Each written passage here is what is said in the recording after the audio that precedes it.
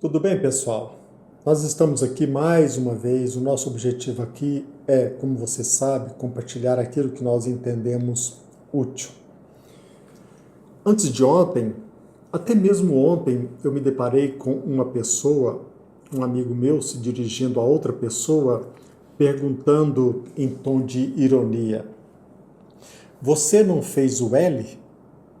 Então você suporte o que nós estamos passando. Esquecendo ele de que todos nós iremos suportar o peso de uma má administração, como também seremos felicitados com uma boa gestão. Mas eu pergunto, será que nós temos condições de acusar o outro?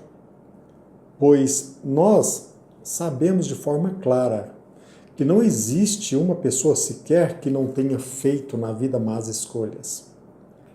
E também de nossa parte, diante dos nossos equívocos, diante dos nossos erros, quando nós acertamos, também nós não podemos nos vangloriar, destacar o nosso ego, porque em certa circunstância, em determinado momento, tenhamos escolhido bem. Ora, o ser humano, sendo perfectível, assim o é porque ele está pronto para aprender e compartilhar o seu aprendizado e, por que não dizer, a dádiva da sensatez. Sempre me bate à porta da mente aquela passagem que Paulo, que está narrada na carta aos Romanos, no capítulo 1, versículo 14, na carta endereçada aos Romanos, que ele diz, abre aspas, eu sou devedor tanto a gregos quanto aos bárbaros, tanto a sábios como a ignorantes. Ora, Paulo, na porta de Damasco, ele despertou para a luz, ele se deparou com a luz, ele despertou para a realidade. Mas os seus atos anteriores, em nome daquilo que era escorreito, daquilo que era certo. Quantos crimes, quantas posturas indevidas. Eu penso que, além daquilo que consta na Bíblia, do acontecido à porta de Damasco, eu penso que no caso de Paulo, eu certamente me perguntaria: por que pratiquei tantos crimes, sobretudo em relação àquele à minha frente, em relação ao Messias? Por que pratiquei tantos crimes? Quantos equívocos eu abracei? Ele não sucumbiu ao orgulho. Ele que havia perseguido Jesus Cristo, quando desperto, ele foi o melhor, o maior propagandista do Messias. Ele entendeu de forma humilde que todos nós somos devedores uns dos outros. E de nossa parte, como devedores uns dos outros, seja em relação aos ignorantes, aos insensatos e, por que não dizer, quanto aos ingênuos. Em relação aos bárbaros, em relação aos rebeldes, aquilo que nós chamamos de revolucionários, nós sabemos que o trabalho de conscientização em relação a eles, além de muito difícil e árduo, ele deve também contar com a contribuição do tempo, com as experiências. Nós sabemos que a paixão, o extremismo, não são guias seguros. Aliás, a paixão é um guia cego, nos encaminha para a cova.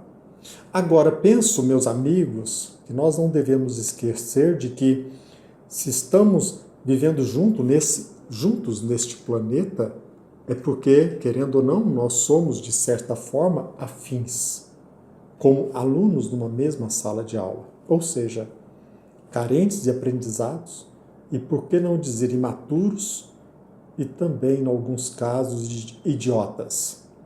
É claro, é natural que nós nos equivoquemos. É natural, é compreensível que tenhamos escolhido mal. O certo é que, além de vítimas da ignorância, o nosso semelhante também, ele não pode ser vítima da nossa insensatez em nome da verdade. Precisamos ser ponte. Pelo menos é isso que eu penso. É por isso que eu estou compartilhando isso com vocês. Hoje mesmo eu li uma frase de Hamed que diz o seguinte: o indivíduo que não aceita a responsabilidade por seus atos e constantemente cria álibis e recorre a dissimulações, culpando os outros, ele é denominado imaturo. Então, o convite nesta frase, penso eu, que não sejamos imaturos. Usemos a nossa capacidade intelectiva para caminharmos com segurança.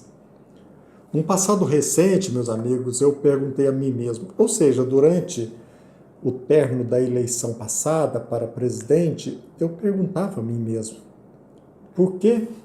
Porque o povo brasileiro escolheu o atual presidente. Será que a vida pregressa do atual presidente ele não saltava aos olhos de todos? Será que não era flagrante aquilo que se mostrava pelo passado dele? Aquilo que pudesse nos ajudar na melhor escolha? Isto é claro, considerando o fato de que a escolha do povo tenha sido mesmo do povo. Mas eu me perguntava, eu me questionava. Logo agora que o nosso país estava se preparando para atingir as alturas, depois até mesmo de um período triste da pandemia, no meio de tantas guerras, dificuldades comerciais, certamente vocês não se esqueceram de que o nosso país, do ponto de vista econômico, ele finalizava o mandato presidencial com superávit. Durante isso, nós precisamos reprisar sempre, porque as pessoas esquecem, durante o último mandato do anterior presidente, nenhum caso de corrupção. E naquele momento a indignação batia a minha porta. Ela brotava, ela emergia, mas a consciência também me perguntava se a acusação aos ignorantes, aqueles que escolheram mal, os indiferentes, ela se encontrava justificada, fundamentada, se ela se me mostrava racional. E hoje eu me pergunto e compartilho com vocês também, será civilizado acusar alguém de ter escolhido mal? Aquele que votou conscientemente num criminoso? Certamente nós sabemos disso, que nenhum argumento será o bastante, pois nem mesmo as provas que se avolumam hoje à nossa frente servem para destruir as convicções, se é que eles têm convicções. Se no caso não se trata de uma opção voluntária para o crime. Porque diante daqueles que conscientemente votaram num criminoso, diante desses, sempre surgirá uma justificativa, sempre surgirá o que é uma narrativa, uma mentira para justificar. Agora, aqueles que por ignorância, aqueles que por ingenuidade foram ludibriados, será que o peso que eles estão hoje carregando no ombro já não é o bastante? É claro que a confissão de culpa, ela não será, jamais será pública, porque o nosso orgulho impede, geralmente, que nós reconheçamos os nossos erros, os nossos equívocos. Agora, de nossa parte, por que acusá-los? Será que nós temos condições de acusar quem quer que seja? Penso, então, meus amigos, que não é inteligente, e não será inteligente de nossa parte, utilizarmos da ironia e perguntar, você não fez o L? Jamais a ironia, a insensatez, a incoerência nos ajudará. Repito, o que nós estamos assistindo hoje já não é bastante forte?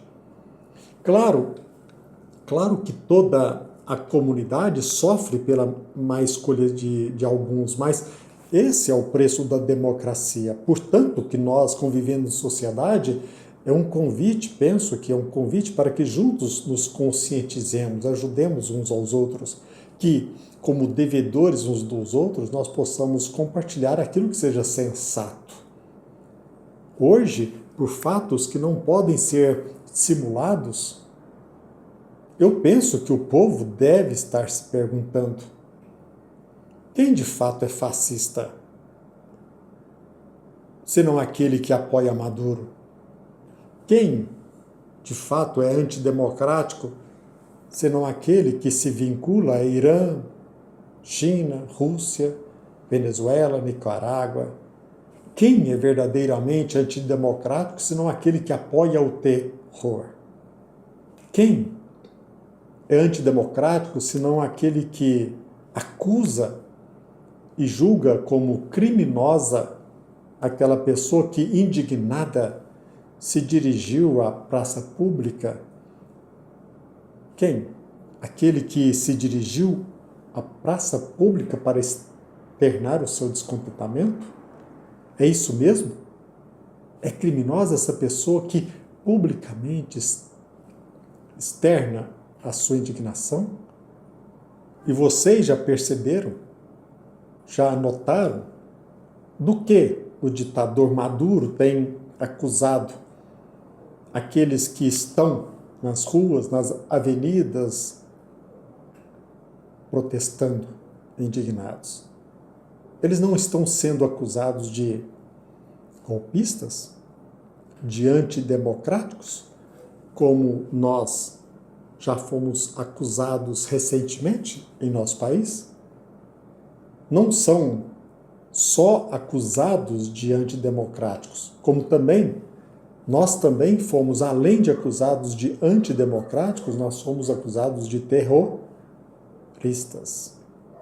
Penso que então, dadas as circunstâncias, ou em qualquer circunstância, nós deveríamos nos unir.